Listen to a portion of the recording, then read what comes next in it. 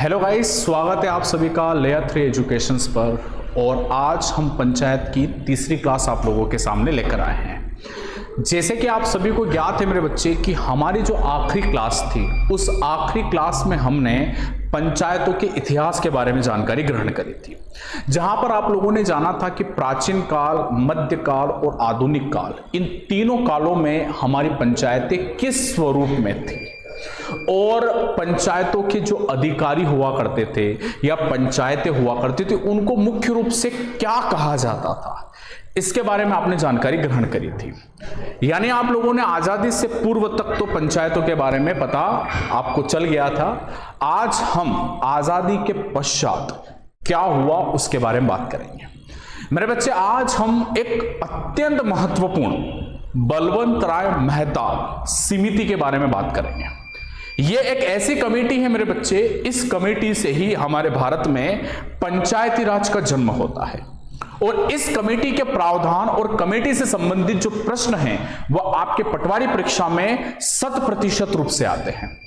इसलिए आप सभी बच्चे इस क्लास को लास्ट तक देखिएगा और क्लास को आप पहले तो सबसे पहले जल्दी से शेयर कर दो ताकि अपनी क्लास जो है ज्यादा से ज्यादा बच्चों तक पहुंच सके, ठीक। और प्लेटफॉर्म पर नए हैं तो चैनल को सब्सक्राइब कर दो और मेरे वीडियोस लगातार आप लोगों के पास आते रहें। आप किसी प्रकार से मेरी क्लास से वंचित न हो, इसके लिए बेटा आप जरा बेल आइकन को प्रेस कर दीजिए और बेटा प्ले स्टोर पे जाकर लेयर 3 एजुकेशंस के नाम से जो हमारा एप्लीकेशंस हैं बेटा, उस एप्लीकेशंस को भी इंस्टॉल कर दीजिए, जहां पर आपको बहुत सारे कोर्सेज जो हैं वो अवेलेबल होंगे और बहुत आपको जल्द से जल्द ये जो पटवारी से संबंधित जो पूरा सिलेबस है, जो पूरा कोर्स है, वो भी आप लोगों को वहां पर अवेलेबल होगा। तो देर नहीं करनी है बेटा और जल्द से जल्द उसे इंस्टॉल कर लीजिए। चलिए सर, क्लास को अपन शुरू करते हैं मेरे बच्चे। और जो क्लास रहेगी बेटा वह 1947 से बाद की रहेगी, ठीक है। चलिए जी, तो मेरे बच्चे आप सभी बच्चों को यह पता है कि 15 अगस्त 1947 को हमारा देश आजाद हुआ, ठीक है। और इस तारीख के पश्चात भारत का शासन प्रारंभ होता है, ठीक है। लेकिन हमारे इस भारत के समक्ष बहुत सारी चुनौतियां थी। उस चुनौती में एक चुनौती थी देश का विकास करना, ठीक है। जब हमारी सरकार बनी, अंतरिम सरकार जो थी बेटा, उसके समक्ष भी यही चुनौती थी कि वह कैसे देश को विकास करे, देश की जो समस्या है उसका समाधान करे। इसी के दृष्टिकोण के अंतर्गत हमारे देश में एक महापुरुष हुए हैं जिनका नाम महात्मा गांधी है। महात्मा गांधी ने एक सिद्धांत प्रस्तुत किया था मेरे बच्चे और उस सिद्धांत का नाम है आदर्श ग्राम का सिद्धांत। और इसी आदर्श ग्राम के सिद्धांत को ध्यान में रखकर, केंद्र में रखकर आजादी के पश्चात की जितनी भी सरकारें हुई हैं बेटा, उन सभी सरकारों ने डेवलपमेंट किया है, ठीक है। सर्वप्रथम अपन बात कर लेते हैं कि महात्मा गांधी का यह आदर्श ग्राम सिद्धांत क्या है, ठीक है। और यहां से एग्जाम में क्वेश्चन जनरेट होता है, उसका भी आंसर आज आप लोगों को पता चल जाएगा मेरे बच्चे। महात्मा गांधी जो थे, ठीक है, आप सभी जानते हैं महात्मा गांधी को। तो जो महात्मा गांधी थे, इन गांधी जी ने एक विचार दिया और विचार में उन्होंने कहा कि असल भारत अगर कहीं देखना है कि असल भारत कहां है, तो बोला उन्होंने कि असल भारत गांव में बसता है, गांव में बसता है, ठीक है। यानी अगर आपको भारत देखना, एक्चुअल इंडिया देखना, तो एक्चुअल इंडिया कहां है, तो गांव में है। अब ये बात इन्होंने क्यों कही है, तो उसके पीछे का कारण है। कारण यह है बेटा कि असल भारत गांव में है, इसलिए कहा गया क्योंकि उस वक्त अधिकांश जो जनसंख्या थी वह अधिकांश जनसंख्या कहां रहती थी, गांव में रहती थी। शहरों में बहुत कम पॉपुलेशन रहा करती थी मेरे बच्चे। तो अगर मान लो कि शहरों में कम पॉपुलेशन है और गांव में ज्यादा पॉपुलेशन है, और अगर आपको इंडिया का डेवलपमेंट करना है, तो इंडिया के डेवलपमेंट के लिए आपको किसका डेवलपमेंट करना होगा, जनता का। और जनता सबसे ज्यादा कहां है, गांव में। तो गांव का डेवलपमेंट करिए, गांव की समस्या का समाधान करिए, अपने आप आपके देश का क्या हो जाएगा बेटा, डेवलपमेंट हो जाएगा। इसलिए महात्मा गांधी ने विचार दिया और महात्मा गांधी ने आगे एक सिद्धांत प्रस्तुत किया मेरे बच्चे, और वह सिद्धांत कौन सा था बेटा? तो वह सिद्धांत था आदर्श ग्राम का सिद्धांत। ग्राम का सिद्धांत। अब एग्जाम के यहां पर 2 क्वेश्चंस आपको दिख रहे हैं बेटा, ठीक है। पहला क्वेश्चन तो यही रहा, ठीक है, कि असल भारत गांव में बसता है, यह किसने कहा? तो आंसर है महात्मा गांधी ने कहा, ठीक है। और फिर आदर्श ग्राम का सिद्धांत किसने प्रस्तुत किया? तो आंसर है गांधी जी, महात्मा गांधी। ये आप लोगों को बात यहां पर समझ में आ गई, ठीक है। अब बात करते हैं आदर्श ग्राम क्या होता है। तो गांधी जी की भाषा के अनुसार चले, गांधी जी के विचार के अनुसार चले, तो गांधी जी का कहना है कि आदर्श ग्राम वह गांव है, वह गांव है, ठीक है, जिस गांव में स्वच्छता है। क्या है?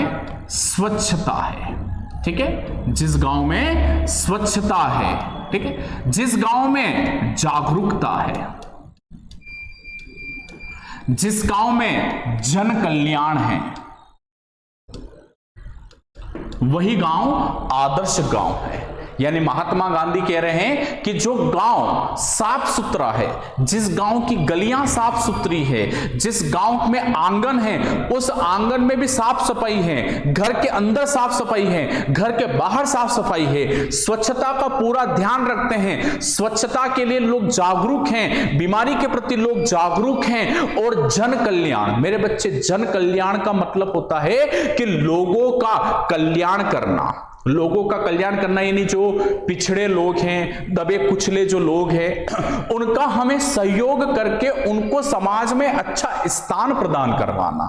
अगर आपके गांव में ऐसा है तो आपका गांव आदर्श गांव है, ठीक है। और महात्मा गांधी का यह सपना था कि वह पूरे भारत के जितने भी गांव हो उन सभी गांवों को आदर्श गांव बनाए, ठीक है। महात्मा गांधी ने यह भी कहा था बेटा कि आदर्श गांव बनाने की जो ये राह है ये बहुत कठिन है और बहुत ही जटिल है, लेकिन असंभव नहीं है। अगर दृढ़ संकल्प हो और इच्छा हो तो आप इस मुश्किल राह का भी समाधान निकालकर उद्देश्य को प्राप्त कर सकते हैं, यानी आदर्श गांव आप बना सकते हैं, ठीक है बेटा। तो महात्मा गांधी बेचारे ये सपना लेकर तो मर गए, क्योंकि जब महात्मा गांधी की मृत्यु हुई थी तब तक तो भारत में आदर्श गांव नहीं आया था, और शायद हम कह सकते हैं कि लगभग अभी भी भारत के लगभग सभी गांव में आदर्श ग्राम का सिद्धांत नहीं है। लेकिन यूं कह सकते हैं कि बेटा अधिकांश गांव में ऐसा हो चुका है, यानी अधिकांश गांव साफ सुथरे हो चुके हैं, स्वच्छता के प्रति जागरूकता है, बीमारी के प्रति जागरूकता है, ऐसे गांव में हम देखने को मिलता है। और वो तभी संभव हो पाया बेटा जब जितनी भी सरकारें थी और जितने भी लोग थे उन सभी ने एक दूसरे का सहयोग किया, इच्छा शक्ति जाहिर करी, तब ऐसा हो पाया है, ठीक है। तो 2 चीज तो आप लोगों को यहां पर क्लियर हो गई कि असल भारत गांव में बसता है, किसने कहा? तो गांधी जी ने कहा। और आदर्श भारत का या आदर्श ग्राम का सिद्धांत किसने प्रस्तुत किया? तो महात्मा गांधी ने किया, ठीक है। अब आगे कहानी अपन शुरू करते हैं मेरे बच्चे। तो जैसे ही देश आजाद हुआ, देश आजादी के पश्चात बहुत सारी समस्याएं थी, ठीक है। इन सभी समस्याओं में से एक समस्या थी देश के गांव का विकास करना, देश की जनता का विकास करना। इसी को ध्यान में रखते हुए मेरे बच्चे, भारत की जो पहली सरकार थी, भारत के जो पहले प्रधानमंत्री थे पंडित जवाहरलाल नेहरू, तो पंडित जवाहरलाल नेहरू ने एक कार्यक्रम की शुरुआत की, ठीक है। ये एग्जाम का प्रश्न बनेगा बेटा यहां पर। पंडित जवाहरलाल नेहरू ने कौन सा कार्यक्रम शुरू किया बेटा? तो उसका नाम है सामुदायिक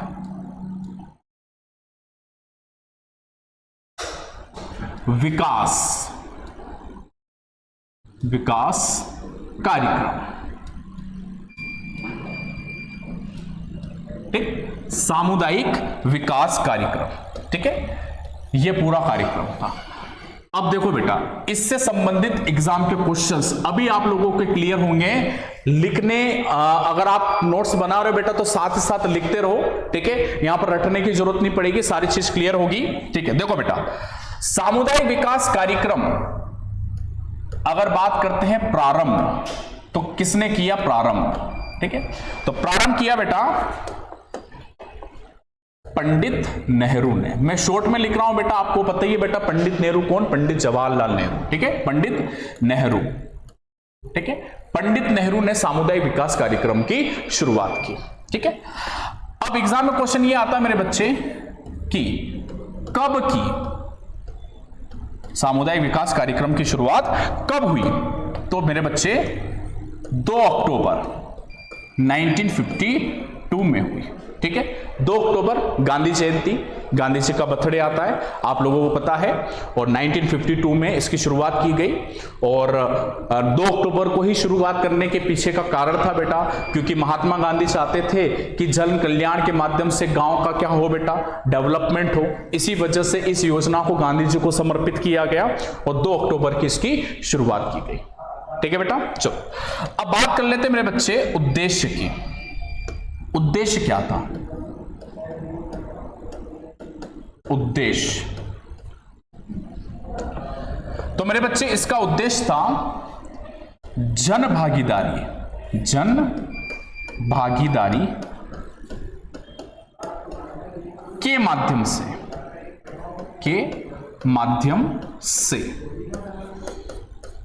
गांव का विकास करना,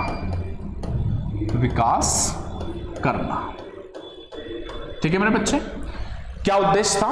जन भागीदारी के माध्यम से गांव का विकास करना। जन यानी लोग, जब तक लोग पार्टिसिपेट नहीं करेंगे बेटा तब तक गांव का विकास नहीं हो सकता। और यह बात तो आप लोग भी अच्छे से समझते हैं कि सरकार का काम होता है योजना बनाना और उस योजना को लागू करना, लेकिन उस योजना को सफल तभी बनाया जा सकता मेरे बच्चे जब तक हम उस योजना में भागीदार न बने।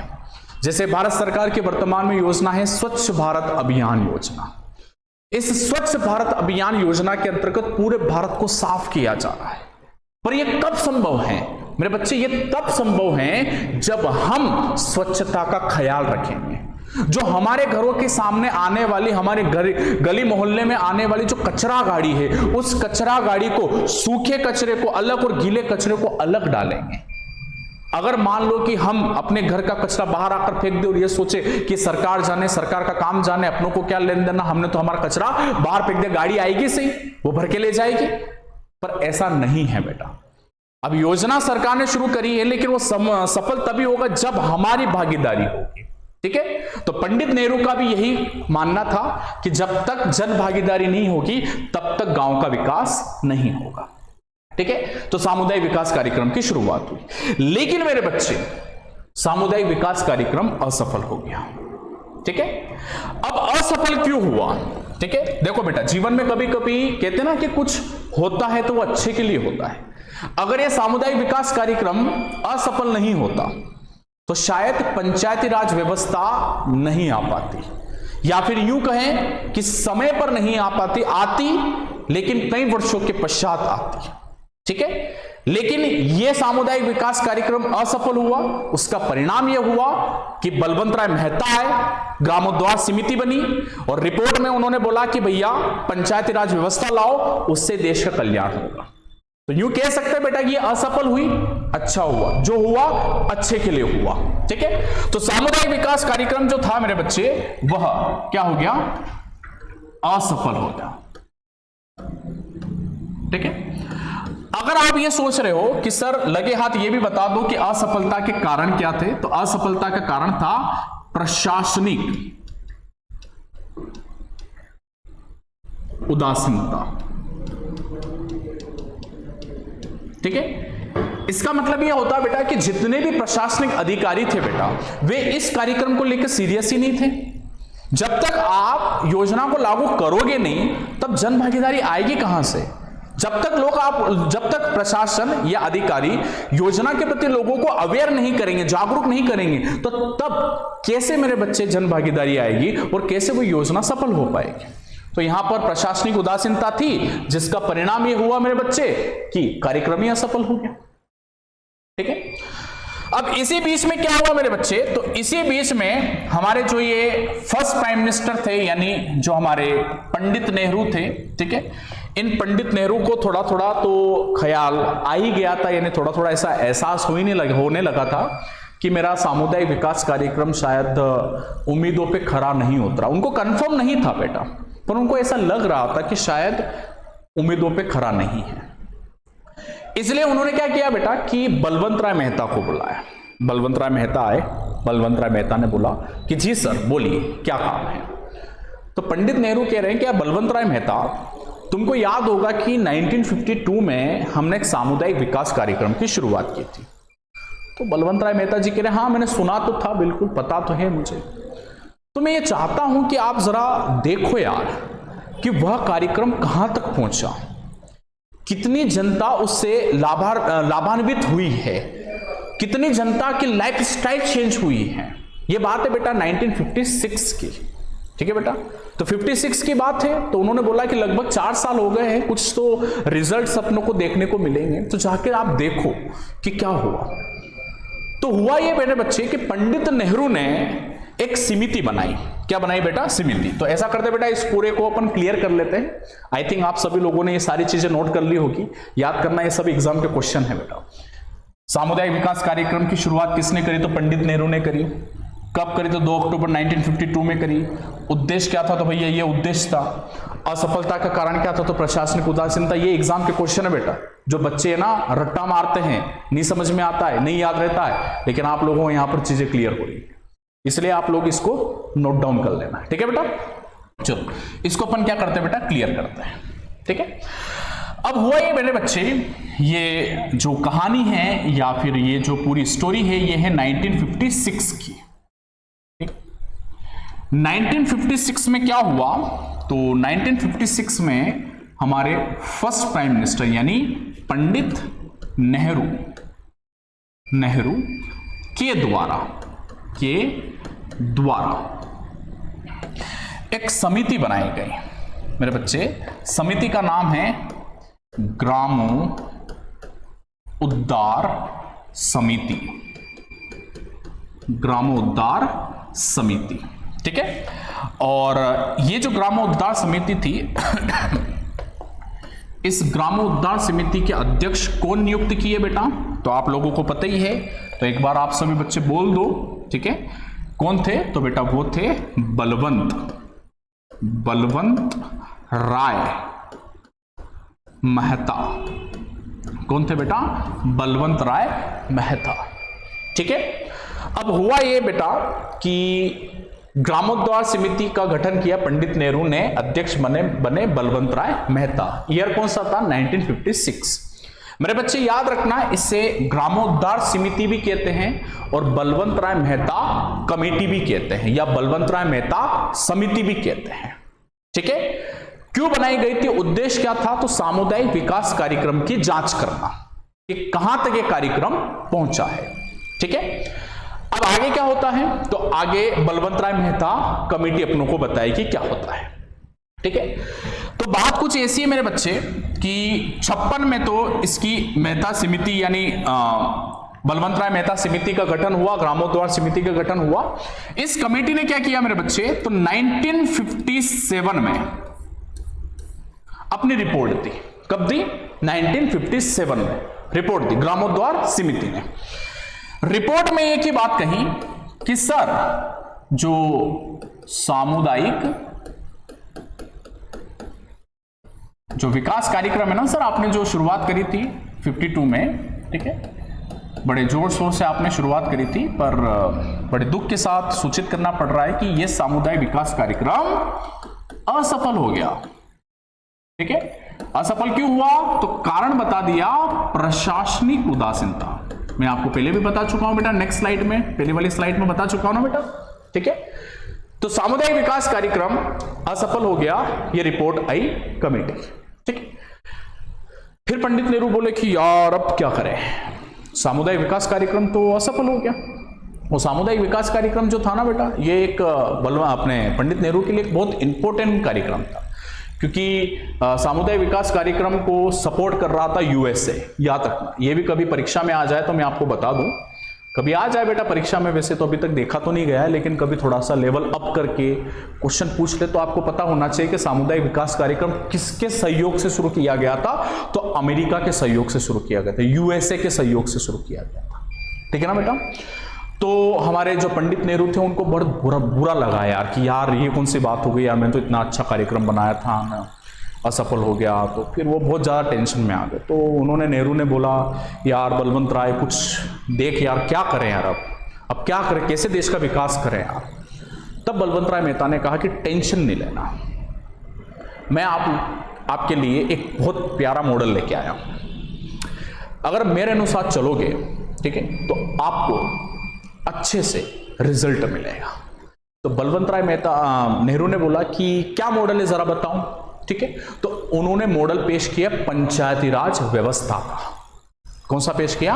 पंचायती राज व्यवस्था। उन्होंने बोला देश का विकास करना है तो आपको गांव का विकास करना होगा, और गांव का विकास करना है तो बिना पंचायती राज व्यवस्था के संभव नहीं है। जब अति प्राचीन जमाने से पंचायतें चली आ रही हैं, जो पहले जन भागीदारी के माध्यम से काम किया करती थी, तो उसको बंद करने की क्या जरूरत थी? उल्टा उसको बढ़ाओ। जितना आप ज्यादा बढ़ावा देंगे मेरे बच्चे, उतना ज्यादा आप उसका परिणाम देखोगे। इसलिए आप पंचायती राज व्यवस्था को ही लागू करो। तो फिर उसके पश्चात नेहरू जी ने बोला कि तुम्हारे पास कोई प्लान वगैरह है क्या? तो हमारे बलवंत राय मेहता जी के बिल्कुल प्लान है। तो उन्होंने बोला कि ठीक है, थोड़ा प्लान बताओ। तो अब देखो बेटा, मैं आप लोगों को बलवंत राय मेहता कमेटी का प्लान बताता हूं, ठीक है। एक फ्लो चार्ट अपन यहां बनाएंगे।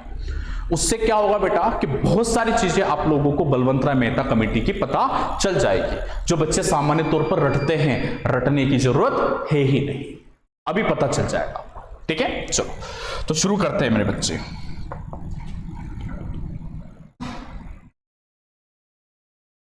बलवंत राय मेहता समिति।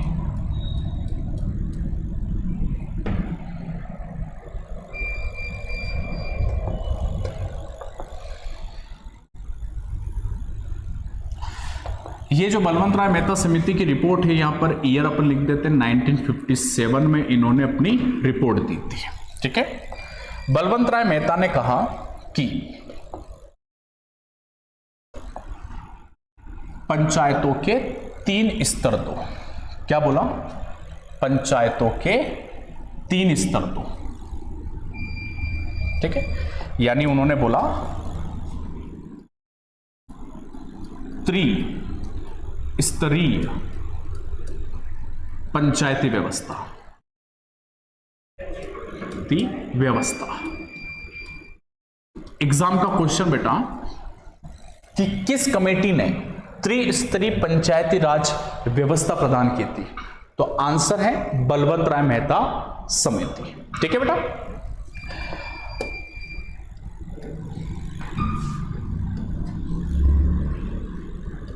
ठीक है। अब उसके पश्चात बलवंत राय मेहता कह रहे हैं कि यह होगा भैया प्रथम स्तर, यह होगा मेरे बच्चे द्वितीय स्तर,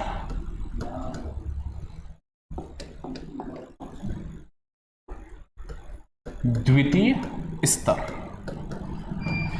और बेटा यह होगा अपना तृतीय स्तर, ठीक है। 3 स्तर होंगे, प्रथम, द्वितीय, तृतीय। यह लिखना बहुत जरूरी है बेटा। उसके पीछे का कारण बताता हूं, सारे क्वेश्चंस जनरेट करके बताऊंगा मैं। आगे ये है बेटा कि प्रथम स्तर ग्राम स्तर कहलाता है, ठीक है।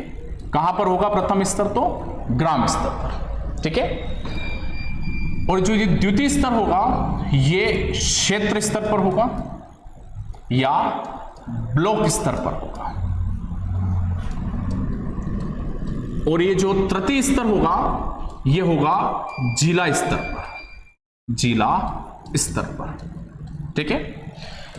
फिर उसके पश्चात बलवंत राय मेहता आगे कह रहे हैं कि जो ग्राम स्तर होगा ये होगा सबसे निम्न स्तर, निम्न स्तर, और जो जिला स्तर होगा बेटा ये होगा सबसे उच्च स्तर, उच्च स्तर, और ये जो क्षेत्र या ब्लॉक स्तर है ऑब्वियसली ये होगा मध्य स्तर, मध्य स्तर। ठीक है, अब देखो मेरे बच्चे, एग्जाम का प्रश्न, निम्न स्तर निम्नलिखित में से किसे कहते हैं? ऑप्शन है ग्राम स्तर को, ब्लॉक या क्षेत्र स्तर को, या जिला स्तर को, या उपरोक्त में से सभी। तो राइट आंसर क्या जा रहा बेटा इसका? ग्राम स्तर। ठीक है, एग्जाम में एक क्वेश्चन ये भी आता है कि जो ब्लॉक स्तर है वह कौन से क्रमांक का स्तर है? तो देखो बेटा, द्वितीय क्रमांक यानी द्वितीय स्तर है। ठीक है, इसलिए अपने लिखा है प्रथम, द्वितीय, तृतीय, ये 3 स्तर बता रहे खुद बलवंत राय मेहता साहब। ठीक है, प्रथम, द्वितीय, तृतीय, जिसमें निम्न स्तर, मध्य स्तर और उच्च स्तर है। ठीक है, अब सुनो बेटा, जो निम्न स्तर है, इस निम्न स्तर में ग्राम पंचायत होगी। क्या होगी? ग्राम पंचायत। ठीक, फिर जो मध्य स्तर है, इस मध्य स्तर में होगी क्षेत्र या ब्लॉक पंचायत।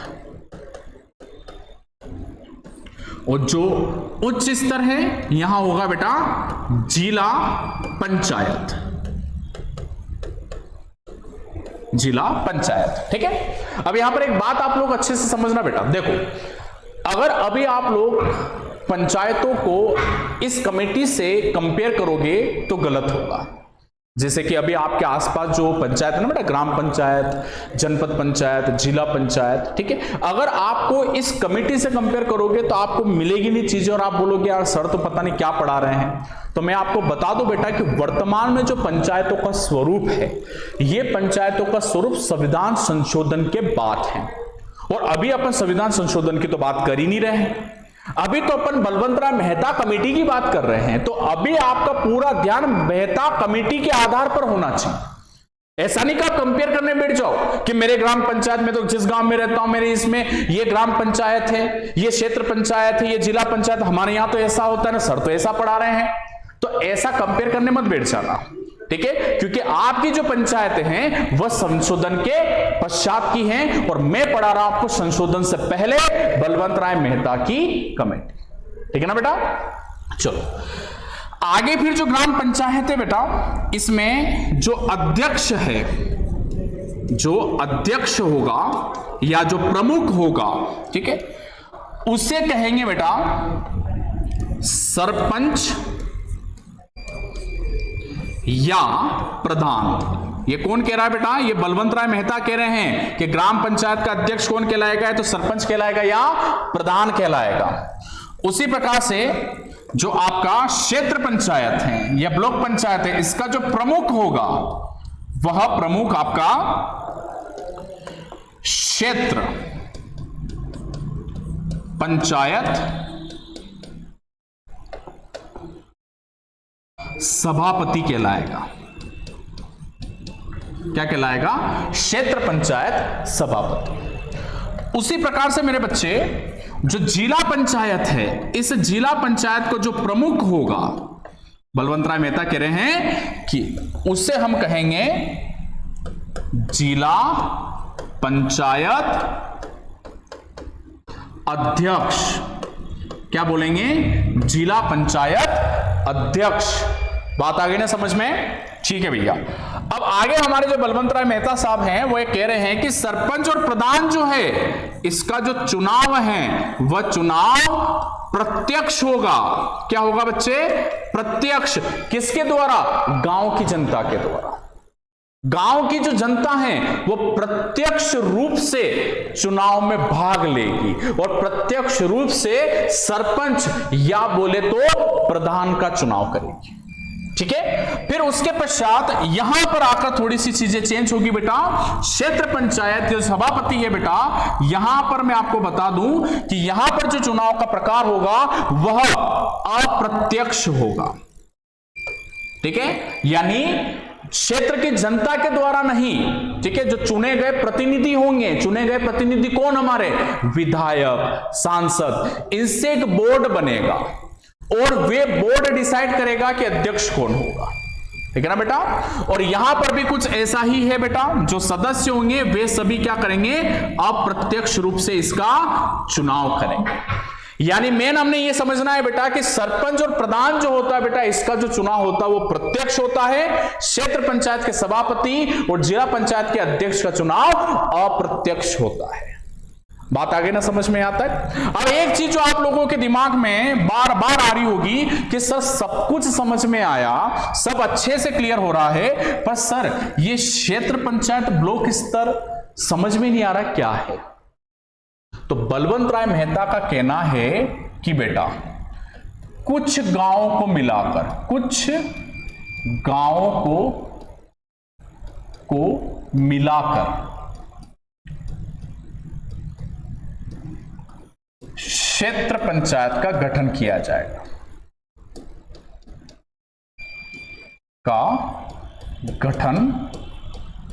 जाए। ठीक है, यानी ये कह रहे हैं कि कुछ गांव को, वो कुछ क्या है, वो कितने गांव होने चाहिए बलवंत राय मेहता नहीं बता रहे हैं, वो कह रहे हैं कि कुछ गांव, तो कुछ गांव के ऊपर एक क्षेत्र पंचायत होगी, या यूं बोले अपन कि क्षेत्र पंचायत कुछ गांवों को रिप्रेजेंट करेगी। ठीक है, तो वहां पर क्षेत्र पंचायत बनेगी। ठीक है, और क्षेत्र पंचायत के जो अध्यक्ष होगा बेटा, वो सभापति होगा, वो अप्रत्यक्ष रूप से चुना जाएगा। ठीक है, अब ये जो पूरा आप लोगों ने फ्लो चार्ट अभी आप लोग बोर्ड पर देख रहे हैं बेटा, अगर आप लोग थोड़ा सा ध्यानपूर्वक देख लीजिए बेटा, ये पूरी सारी चीजें हैं। ठीक है, ये जो पूरा फ्लो चार्ट है बेटा, ये एग्जाम के क्वेश्चन है। कैसे एग्जाम का क्वेश्चन है कि भैया प्रथम स्तर किसे कहते हैं, तो ग्राम पंचायत को कहते हैं, ग्राम स्तर को कहते हैं। सबसे उच्च स्तर कौन सा है, तो भैया जिला पंचायत है। इसका प्रधान या इसका यानी मुखिया जो होता है वो कौन कहलाता है, तो भैया वो सरपंच या प्रधान कहलाता है। इसका कौन कहलाता है, तो सभापति कहलाता है। इसका कौन कहलाता है बेटा, जिला पंचायत अध्यक्ष कहलाता है। ये सब महत्वपूर्ण है बेटा। ठीक है, और इसके साथ ही बलवंत राय मेहता ने पूरा मॉडल पेश किया, और मॉडल पेश करने के पश्चात बलवंत राय मेहता ने यह भी कहा कि सर नेहरू जी, हमें यहां पर शक्तियों का विकेंद्रीकरण करना होगा, यानी स्थानीय स्तर पर शक्तियां देनी होगी। किसे देनी होगी, ग्राम पंचायत को शक्तियां देनी होगी। किसे देनी होगी, क्षेत्र पंचायत को शक्तियां देनी होगी। और किसे देनी होगी, तो जिला पंचायत को शक्तियां देनी होगी। ये पूरा मॉडल पेश किया बेटा किसके सामने, नेहरू जी के सामने।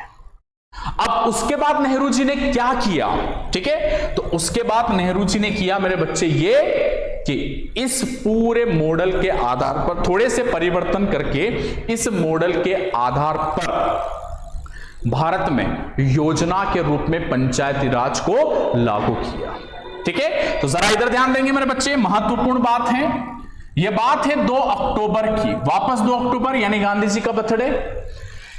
ईयर बेटा यहां पर 1959, 2 अक्टूबर 1959 में हुआ ये मेरे बच्चे कि नेहरू जी पहुंचे राजस्थान। कहां पहुंचे बेटा, राजस्थान। राज्य कौन सा है बेटा, तो राजस्थान राज्य है। इस राजस्थान राज्य में कहां पहुंचे, तो वे पहुंचे नागौर जिला। कौन सा जिला, नागौर जिला, डिस्ट्रिक्ट नागौर। नागौर में भी एग्जैक्ट कहां पहुंचे, तो नागौर जिले में एक गांव है, उस गांव का नाम है बगदरी गांव। गांव का नाम याद रखना मेरे बच्चे, बगदरी गांव। ठीक है, अब देखो बेटा हुआ क्या, तो बगदरी गांव पहुंचने के पश्चात 2 अक्टूबर 1959 में बगदरी गांव से किसने, पंडित नेहरू ने पंचायती राज को प्रारंभ